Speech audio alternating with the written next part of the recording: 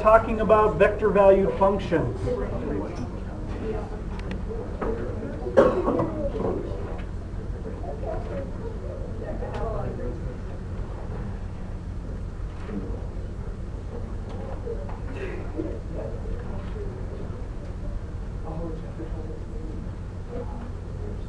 So far in calculus, in math in general, we've talked about a couple of different kinds of functions. Our most basic function, y, is some function of x. We have one variable that depends on another one. We've talked about parametric equations where various quantities depend on a parameter, and that essentially is what a vector valued function is. But rather than getting a scalar out or a set of scalars, we're going to plug in a parameter, a scalar, and we're going to get out, our output is going to be a vector. So when we talked about parametric functions, just to Just a second.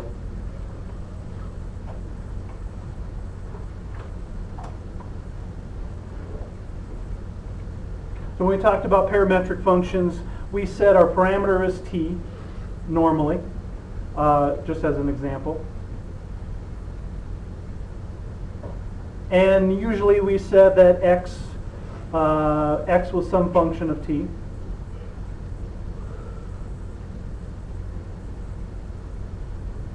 And y was some other function of t.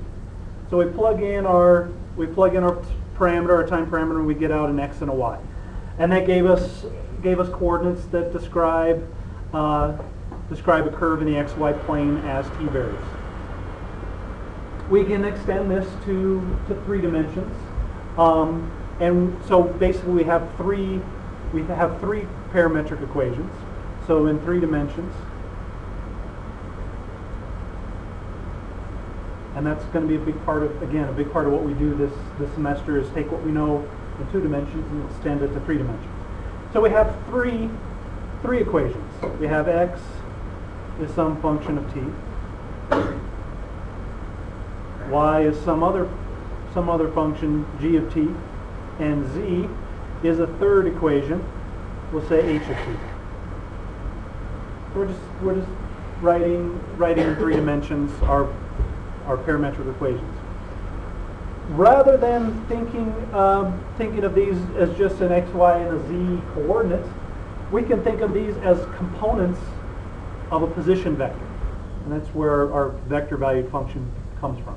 So we think of each of these as components of a position vector.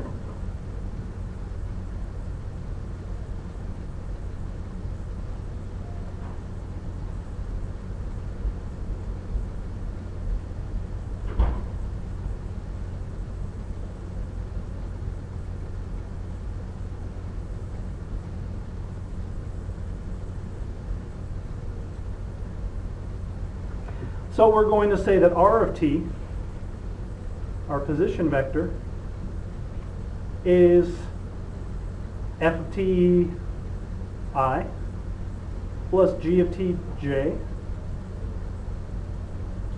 plus h of t k. So rather than coordinates, we're thinking components of our position vector, and as the time changes, or t, whatever our parameter is, as t changes, the tip of our position vector traces a curve in space. So if we draw a picture of what we're talking about here, let's change pages. So our coordinate system here,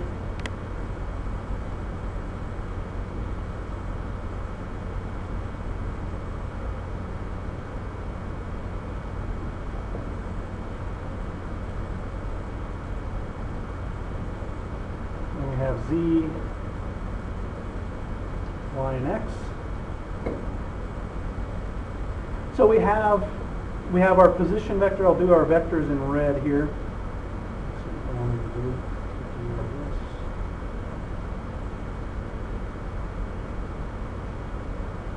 So we have one vector here, I'll do a couple.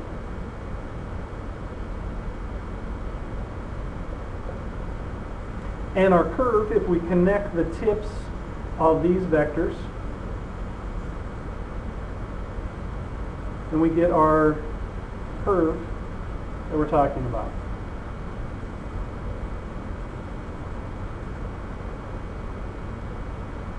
And we'll say our curve continues on like so. And this vector is, we're going to say this is R1, R2, and R3. And let's project these down into the XY plane. So this we're going to project down, and this one, if we project it straight down here, it hits the x-axis. We'll say this one projects down here into the XY plane like so, and this one projects down here like so.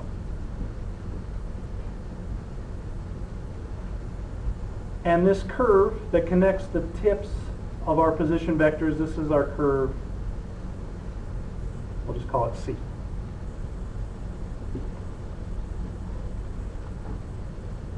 So this is what we're talking about when we talk about a vector valued function. We plug in a parameter, t, we get position vectors, and the tip of our position vector traces out a curve in space. Does that make sense? And the reason that we're doing this, the reason that we're using this vector notation, that we're talking about vector valued functions, is we're going to start, if we can describe our curves, our surfaces, our functions as vectors, then we can apply the tools that we've learned with vectors, apply those to our curves, and it gives us some very powerful tools to work with when we talk about curves and surfaces in 3 dimensions. So that's really our motivation here. So what I want to do, this is really the gist of the first lesson, is just what a vector valued function is.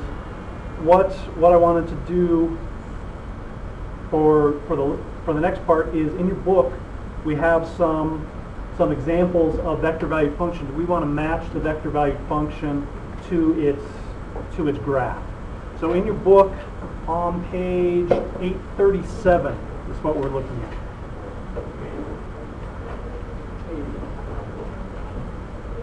Do we need to borrow a book? We need to borrow a book. Need to borrow a book?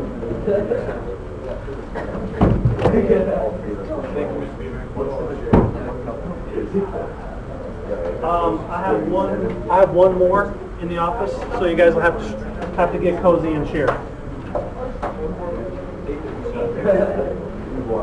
So what I usually think of, one way you can think of these vector valued functions is, I'm just going to write number 17 up here.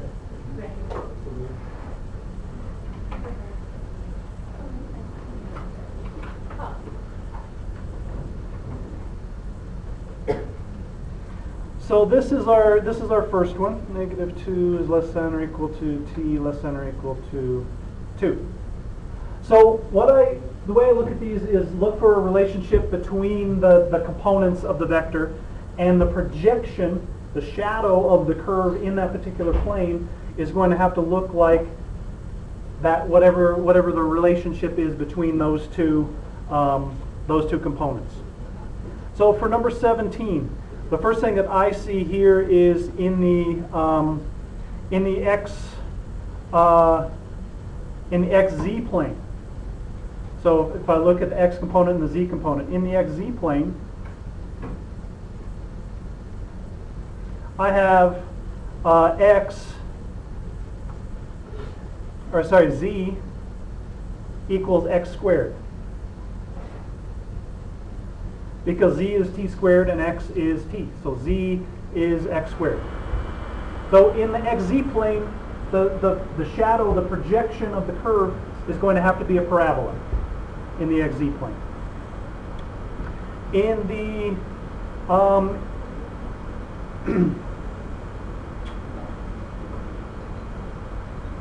yeah, if x is t, then if I plug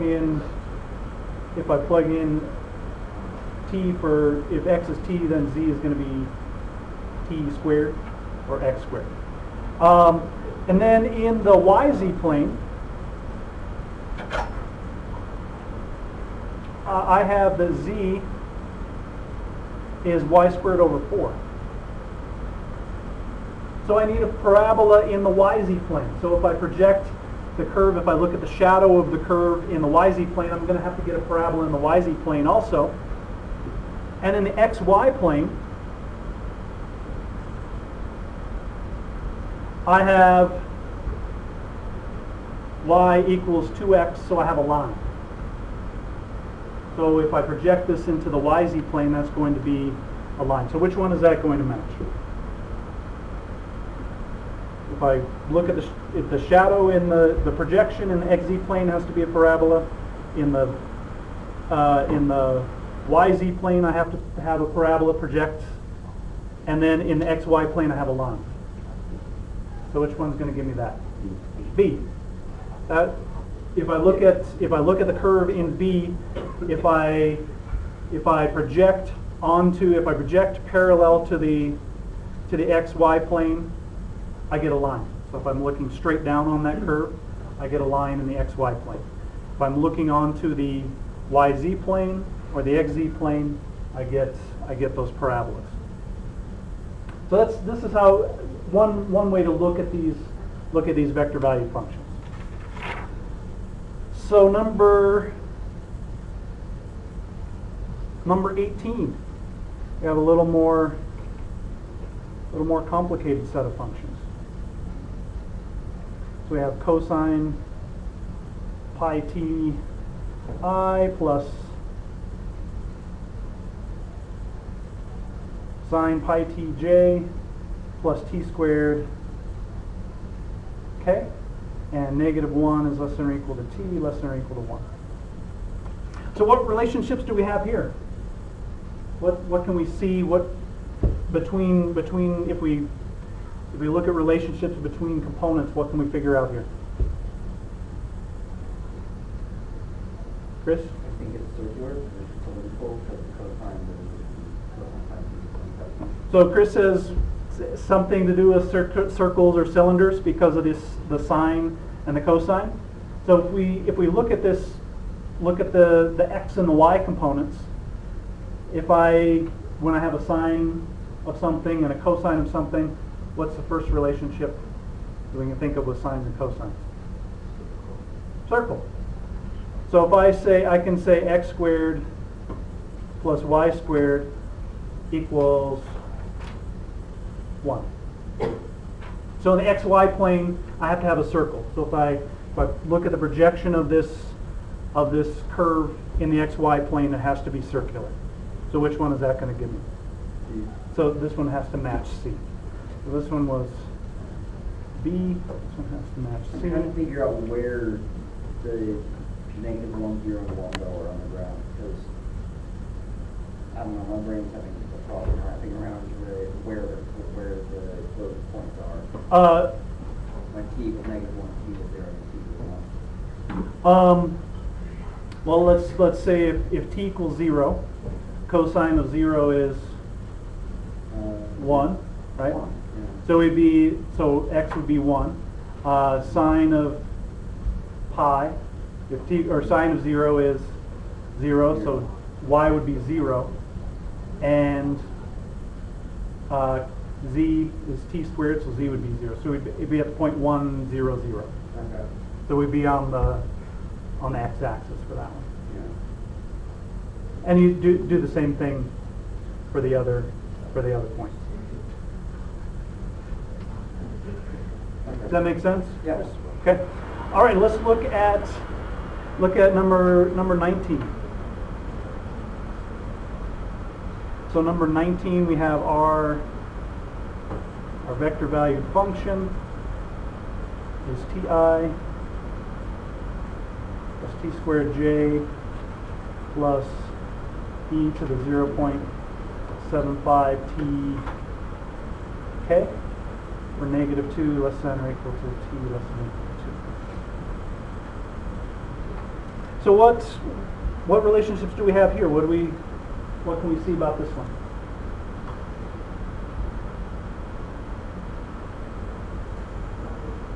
Parabola in the xy plane, we have a parabola.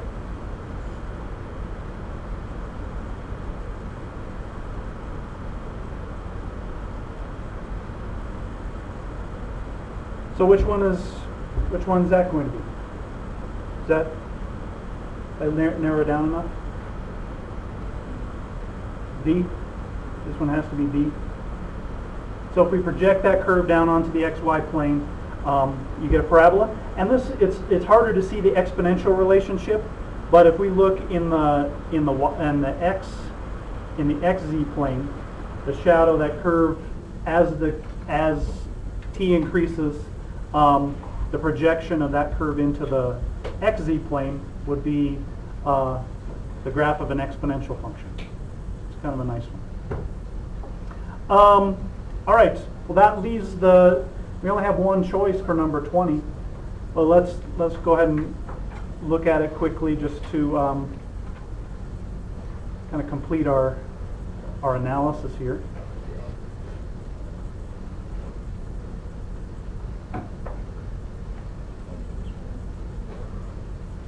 So this is our vector valued function.